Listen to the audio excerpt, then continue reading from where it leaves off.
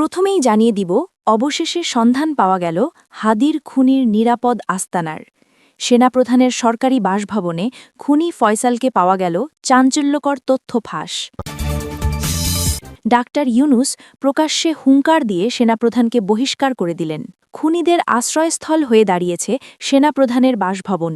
এতক্ষণ শুনছিলেন সংবাদ শিরোনাম, এখন থাকছে বিস্তারিত।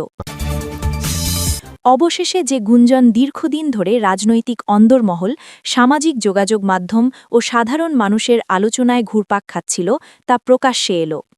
ডাক্তার মোহাম্মদ ইউনুসের কণ্ঠে উচ্চারিত বক্তব্যে সেই গুঞ্জন পরিণত হল এক বিস্ফোরক রাজনৈতিক বাস্তবতায়। তিনি স্পষ্ট ভাষায় প্রশ্ন তুললেন, আমি কি সারা জীবন শান্তি, ন্যায় আর মানবিকতার কথা বলেছি এই জন্য যে আমার সরকারের ছাড়ায় খুনিরা আশ্রয় পাবে?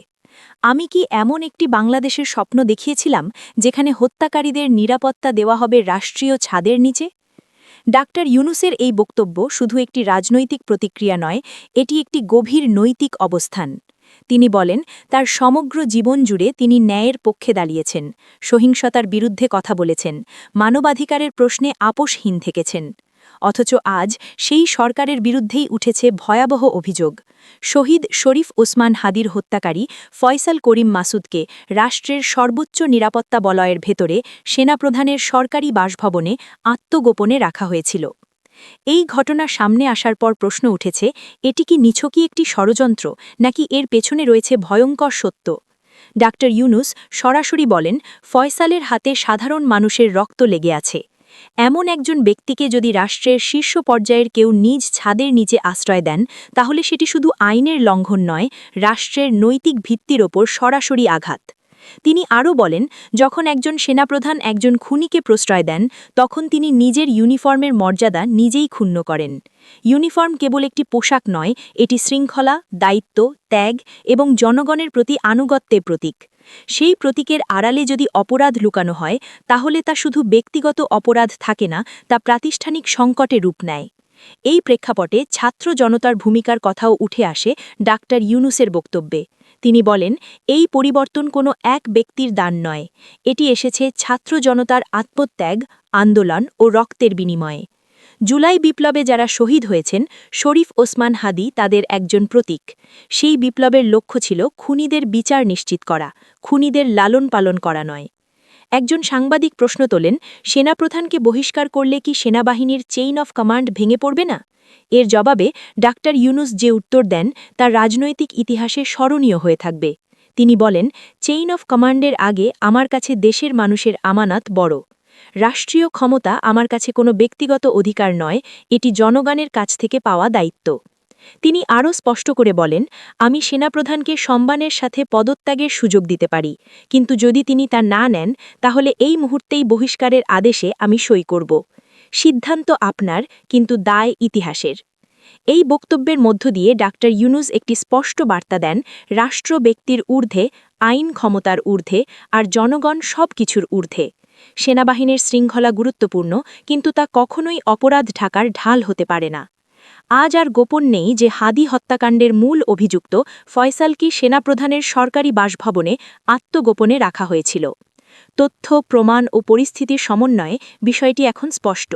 এটি শুধু একটি হত্যাকাণ্ড নয়, এটি ক্ষমতা, ভয় ও বিশ্বাসঘাতকতার এক ভয়ঙ্কর অধ্যায়। এই ঘটনা বাংলাদেশের ইতিহাসে একটি কঠিন প্রশ্ন রেখে যায়, আমরা কোন পথে যাব, ন্যায়ের পথে না শক্তির দম্ভে? ডাক্তার ইউনুসের অবস্থান অন্তত এটুকু পরিষ্কার করে দেয় যে তিনি এমন বাংলাদেশ চান না যেখানে খুনিরা নিরাপদ আর শহীদদের স্মৃতি অবহেলিত। এই সংকটময় মুহূর্তে রাষ্ট্রের সামনে দুটি পথ খোলা, একদিকে সত্যের মুখোমুখি হওয়া, অন্যদিকে চুপ থেকে অপরাধকে প্রশ্রয় দেওয়া। ইতিহাস সাক্ষী থাকবে কে কোন পথ বেছে নিয়েছিল। বিএনপির চেয়ারম্যান তারেক রহমান বলেছেন, গত ১.৫ দশক ধরে দেশে ধারাবাহিকভাবে ভোট ডাকাতি হয়েছে। দিনের ভোট রাতে হয়েছে, আর এবার নতুন কৌশলে পোস্টাল ব্যালট ডাকাতির চিত্র সামনে আসছে। তিনি অভিযোগ করেন, দেশ ও দেশের বাইরে পাঠানো পোস্টাল ব্যালট পরিকল্পিতভাবে লুট করা হচ্ছে। এ অবস্থায় ভোটাধিকার রক্ষায় সবাইকে ঐক্যবদ্ধভাবে ভোট ডাকাতির বিরুদ্ধে অবস্থান নেওয়ার আহ্বান জানান তিনি। রবিবার সন্ধ্যায় ফেনী সরকারি পাইলট হাইস্কুল মাঠে জেলা বিএনপির আহ্বায়ক শেখ ফরিদ বাহারের সভাপতিত্বে এবং সদস্য সচিব আলাল উদ্দিন আলালের সঞ্চালনায় আয়োজিত নির্বাচনী মহাসমাবেশে প্রধান অতিথির বক্তব্যে এসব কথা বলেন তারেক রহমান। তিনি বলেন, আগামী ১২ ফেব্রুয়ারির নির্বাচনে ধানের শীষকে বিজয়ী করলে দেশের মানুষের জীবনমান উন্নয়নে কার্যকর উদ্যোগ নেওয়া হবে। নতুন করে খাল খননের মাধ্যমে কৃষি উৎপাদন বাড়ানো হবে। কৃষকদের জন্য বিশেষ কার্ড চালু করা হবে। নারীদের জন্য আলাদা সহায়তা কর্মসূচি গ্রহণ করা হবে এবং পরিকল্পিতভাবে বেকারত্ব দূর করতে কর্মসংস্থান সৃষ্টি করা হবে। বিএনপি লাখ লাখ বেকারের জন্য কাজের সুযোগ তৈরি করতে চায় বলে তিনি উল্লেখ করেন। একটি রাজনৈতিক দলের সমালোচনা করে তারেক রহমান বলেন, যারা বেহেশতের টিকিট দেওয়ার কথা বলে ভোট চাইছেন তারা নিজেরাই শিরক করছেন এবং সাধারণ মানুষকেও প্রতারণার পথে ঠেলে দিচ্ছেন। এসব ভণ্ডামি ও প্রতারণার বিরুদ্ধে জনগণকে রুখে দাঁড়ানোর আহ্বান জানান তিনি। তিনি বলেন, ওই দল সম্পর্কে নতুন করে জানার কিছু নেই। মুক্তিযুদ্ধের সময় থেকেই জনগণ তাদের প্রকৃত ভূমিকা সম্পর্কে অবগত। তারেক রহমান আরও বলেন, বিএনপি যে উন্নয়ন পরিকল্পনার কথা বলছে তা বাস্তবায়নের জন্য দুটি বিষয়ের ওপর বিশেষ গুরুত্ব দিতে হবে। এই দুটি বিষয়ই বিগত বছরগুলোতে বাংলাদেশের মানুষকে তাদের ন্যায্য অধিকার থেকে বঞ্চিত করেছে। অতীতে বিএনপি যতবার রাষ্ট্র পরিচালনার দায়িত্ব পেয়েছে প্রতিবারই প্রমাণ করেছে এই দুটি বিষয় সফলভাবে বাস্তবায়নের সক্ষমতা একমাত্র বিএনপিরই রয়েছে।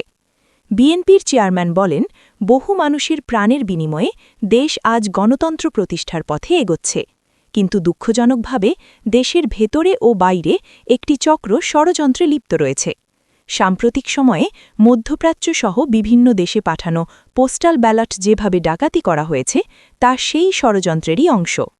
তিনি বলেন, জনগণ যদি বিএনপির পাশে থাকে তাহলে আগামী দিনেও বিএনপি সরকার কঠোর হাতে আইন শৃঙ্খলা পরিস্থিতি নিয়ন্ত্রণ করবে।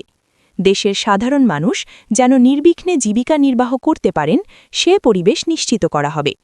দুর্নীতির বিরুদ্ধে কঠোর অবস্থানের কথা পুনর্ব্যক্ত করে তারেক রহমান বলেন, ক্ষমতায় গেলে যে কোনো মূল্যে বিএনপি সরকার দুর্নীতির টুটি চেপে ধরবে।